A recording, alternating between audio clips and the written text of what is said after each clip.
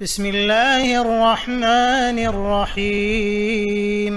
والمرسلات عرفا فالعاصفات عصفا والناشرات نشرا فالفارقات فرقا فالملقيات ذكرا عذرا أو نذرا إنما توعدون لواقع فإذا النجوم طمست وإذا السماء فرجت وإذا الجبال نسفت وإذا الرسل أقتت لأي يوم أجلت ليوم الفصل وما أدراك ما يوم الفصل ويل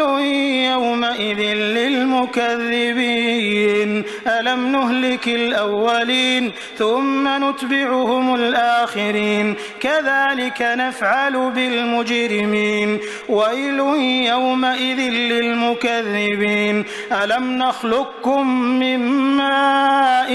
مهين فجعلناه في قرار مكين إلى قدر معلوم فقدرنا فنعم القادرون ويل يومئذ للمكذبين ألم نجعل الأرض كفاتا أحياء وأمواتا وجعلنا فيها رواسي شامخات وأسقيناكم ماء فراتا ويل يومئذ للمكذبين انطلقوا إلى ما كنتم به تكذبون انطلقوا إلى ظل ذي 3 شعب لا ظليل ولا يغني من اللهب إنها ترمي بشرر كالقصر كأنه جمالة صفر ويل